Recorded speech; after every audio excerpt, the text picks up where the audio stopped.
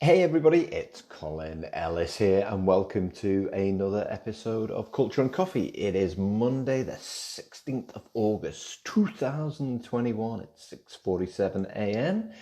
Nice and quiet down here in the Melbourne base. It's going to be so great not recording this in the basement. So kind of, when I'm still doing this and we're traveling again, I think about some of the great places that I've been in the world, thanks to this fabulous job that I have. It's going to be so great to be recording it from, I don't know, Auckland, Wellington, short term, which is New Zealand. I'm already taking bookings for next year, which seems a bit crazy in the US and Europe. So people are predicting that we can travel next year, and I've already had my 2 jabs, as they say. So I'm ready. I'm ready to travel. That could be my new nickname, 2 jabs. Yeah, I kind of like that. 2 jabs. Colin 2 jabs now. This reminds me of a very famous Monty Python sketch. Tell me about this nickname of yours, 2 jabs. Well, I don't use it myself, but I mentioned on my podcast that I had two. I'm just about to start the PR for my new book, Hybrid Handbook. I'm sure it's going to come up. I'm sure it is. Yes, I don't use it myself. Listen, about this 2 jabs business, it's really not important. It's something I needed to do for the community and myself. Interesting side note on nicknames. I remember one team, this must have been the late 1990s, was it? Late 1990s, early 2000s. We decided, I've always been a culture person. I'll get onto that in a minute. We decided that one of the things that we were going to do as a team to kind of stay close together was to give each other nicknames. And that's what we were doing. That was something that was synonymous with our team, is that everybody had a nickname. And it kind of worked, except that one guy didn't like his, and so at that point it didn't work. Then it became a clique, It wasn't that the nicknames were nasty; they were fun things, but you had to like your nickname, and I can't even remember what they are now or what they were now. Um, yeah, yeah, yeah. So, how was your weekend? What did you get up to? What did you do during your weekend? We still locked down here in Melbourne, so we gave the kids a mental health break from school. So we were like, right, you're going to take the day off school. They're blessed that they've done so well over the last, I don't know, 14, 15, 16 months, whatever it is, when it's 6 lockdown here. And they've never skipped a day of school, and we kind of help them with their attitude. I'm going to talk about that today. We kind of help them with their planning. So we gave them mental health day off school on Friday. So we did some family stuff. My wife bought a big box of Lego, 2,600 pieces. So I now need to take a mental health week to get over the 2,600 pieces. Not finished. It's totally not finished either. So there had been some putting together and some kind of, breaking it down. And Lego's great though, right? It's one of those kids' toys that's hugely therapeutic. I remember using it in a workshop, very early on been working for myself now for 6 years, I think it is. And I use it. My son had so much Lego. I remember taking a box of it into a workshop, and we did a whole exercise around creativity and innovation, and it was so great. I just couldn't carry it everywhere. It was just so much of it. I just couldn't carry it with me on my international trips. But it's hugely therapeutic, and Lego themselves, I think their vision. Well, it's not a vision actually. Their plan is to go plastic free by 2030, which is fabulous when you consider the amount of Lego they must produce every year. So yeah, that's what we did. And the other thing I did, yes, it was a beautiful weekend here. We're still in winter, but it was 18 degrees. It was gorgeous. Is I took a cycle. I took a cycle out to a suburb called Collingwood. It's about a 20-minute cycle from where we live. It's one of the inner north suburbs of Melbourne, and they have a coffee roaster there called A Coffee, and that's where today's coffee comes from a roastery called A Coffee. There's a street called Sackville Street, and they have 2 roasteries just on that one street, and there's A Coffee and Everyday Coffee. So I'll get some Everyday Coffee for one of the shows and taste that one. But this is from A Coffee. This is a Finca Buenavista. Very nice it is too. Finca Buenavista from Colombia. It's orange blossom, pomegranate and mixed berry. Absolutely delicious from the guys at A Coffee in Collingwood. Today's podcast, I'm going to talk about attitude. The most important decision you will make today after listening to this podcast, obviously, is your attitude. It's the thing that you set pretty much as you step out of bed, like literally as you step out of bed. Because we're great as humans at telling ourselves stories. We're great at convincing ourselves of stuff. But we're also great at kind of reinforcing positivity.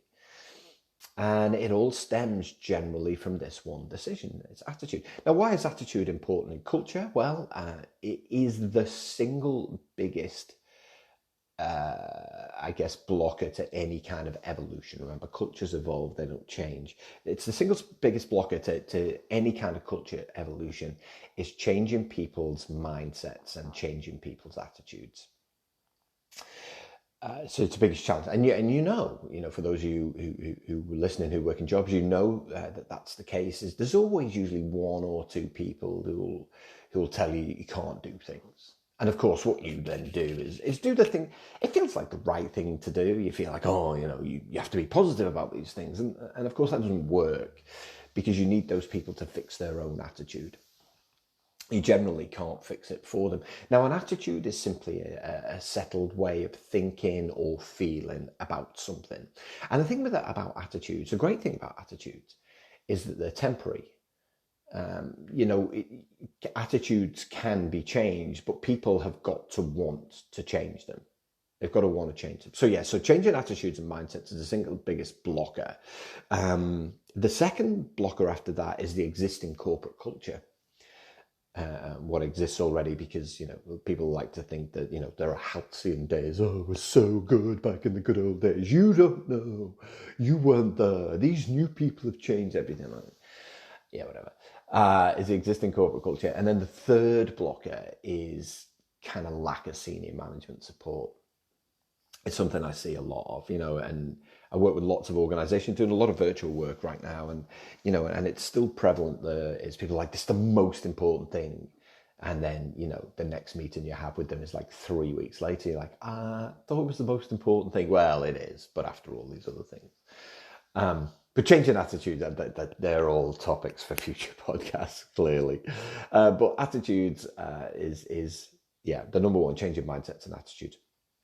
And so what do we mean by attitude? It's one of those words that we use. It's one of those words our parents shout at us when we're kids. You have to fix your attitude, okay? Because you're my parents and you shouted at me, I'm definitely going to do it. No.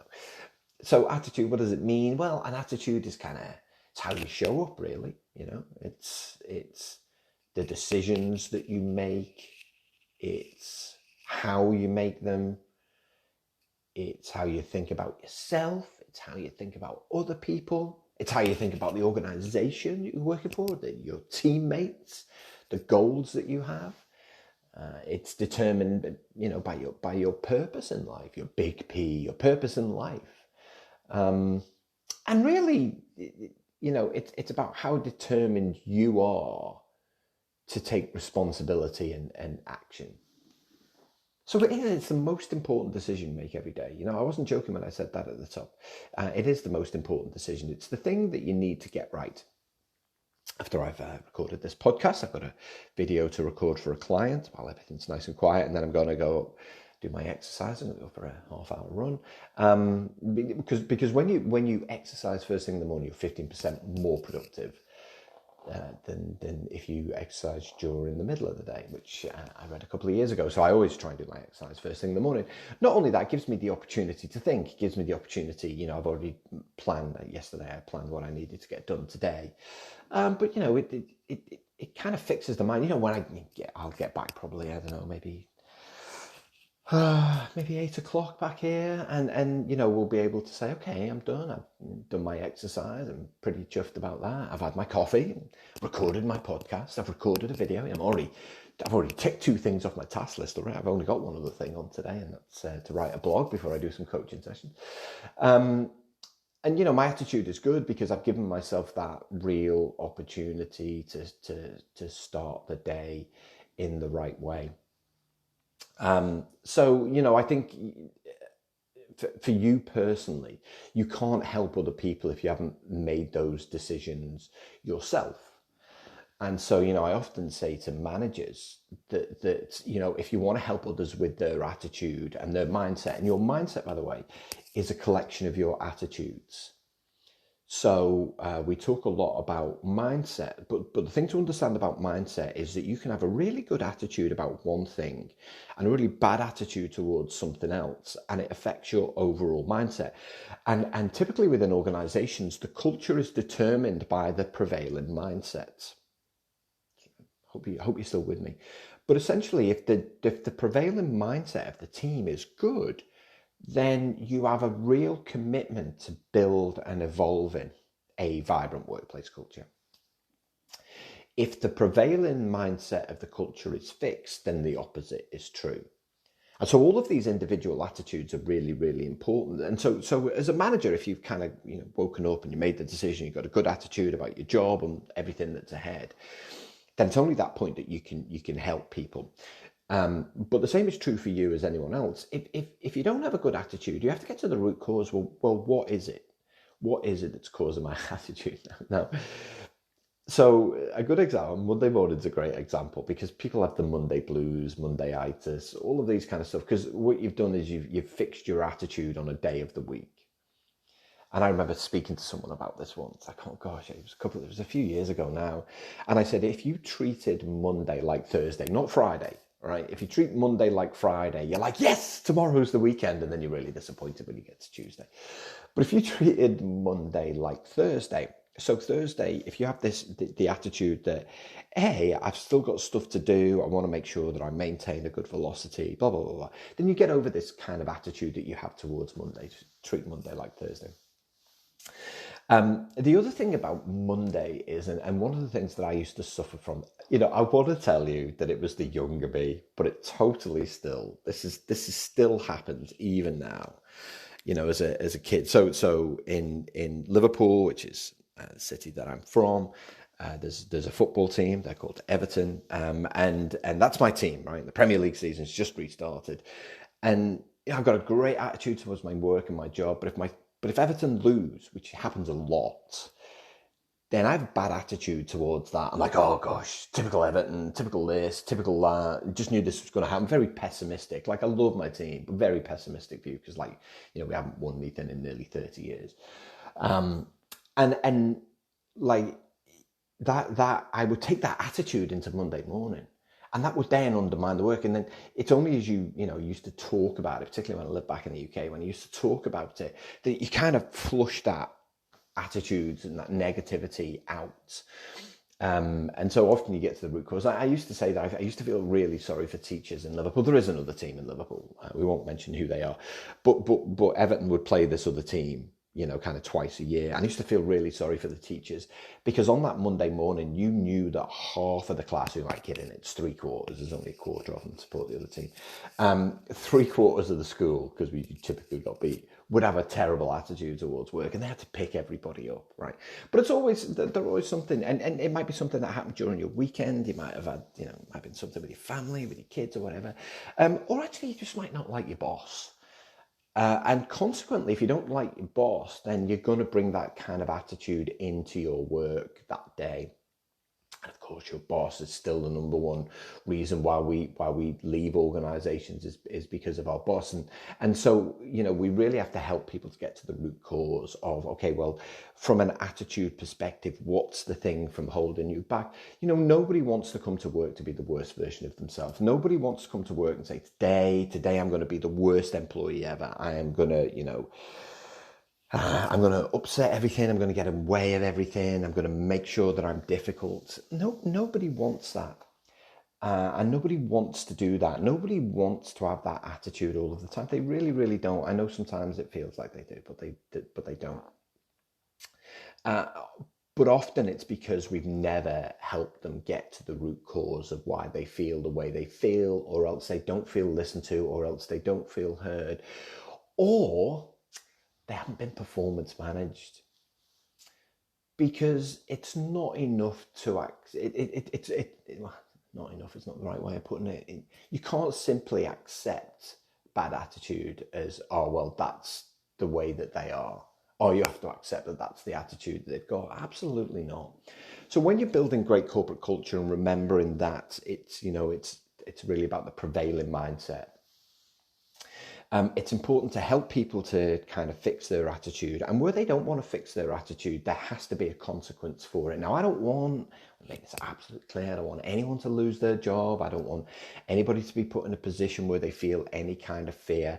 Throughout this process, there has to be empathy out. So, kind of helping people, understanding them, asking them questions, listening, making notes, all of those things to really help them understand that you value them as a team member, as an individual. However, they've got to have the right attitude. They've got to bring the right attitude to their job every single day of the week. Every single day of the week. Now, no one's perfect, right? So you can never be 100% perfect all of the time. But at least if you bring in the right attitude, there is a sense of what's possible. There is a sense of what's possible.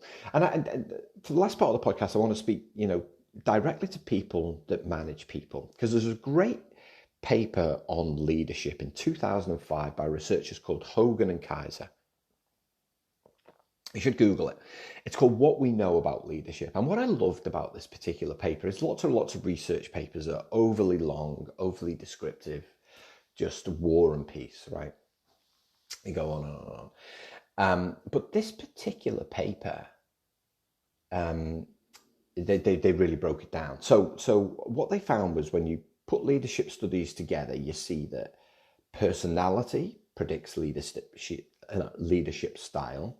Leadership style predicts employee attitudes and team function. And attitudes and team function predict organizational performance. All right, so I love that. So I'm going to run through those three again. Personality predicts leadership style. Leadership style predicts employee attitudes and team functioning. And attitudes and team functioning predict organizational performance. And so if you're a manager of people, what you need to ensure is that you're self-aware. You understand your personality. You understand what your personality is good at. You understand what your personality is not so good at. And then you work hard, really hard to fill in the gaps. All right. And when you work really hard to fill in the gaps, then that's when you become a leader, right? Otherwise, you're just a manager who's got these, kind of consistent gaps. Your style then needs to kind of reflect, when you're speaking to people, it needs to reflect the kind of personality they are. So you can only have empathy for another person if you understand who you are and you understand who they are, and you can change your style accordingly. And at that point, that's where you can help people with their attitude, because you can see things from their perspective. You're listening to what they're saying. You are, kind of doing your best to understand the root cause such that you can help them, not admonish them, not tell them to be positive, not fix them because they have to fix themselves. Okay. So in order to help other people with their attitudes, you have to understand yourself. When you understand yourself, you have to work hard to fill in the gaps. When you're working hard to fill in the gaps, it becomes easy then for you to address your own attitude on a daily basis. Now, you don't have to cartwheel around the house and through the office to demonstrate how positive you are. This is not about extroversion or introversion. It's about you bringing positivity and a sense of what's possible to your work every single day of the week, as much as you possibly can. Because only at that point can you help other people to do likewise. Remember that fixing or helping people with their attitude is the number one enabler of great corporate culture. And that's got to start with yourself. If you've got any questions, if you want me to talk about anything on future podcasts, you can drop me an email at cde@culturefix.xyz. You can connect with me on LinkedIn and do all of those things. If you want to find out more about me, colindellis.com is the website, and grab my books on Amazon. Hope you've enjoyed the show. If you have, please share it. It'd be great to hear more people listening on here. And like I said, if you've got any ideas, let me know. Otherwise, wherever you are in the world, have a fabulous day and look forward to speaking to you next time.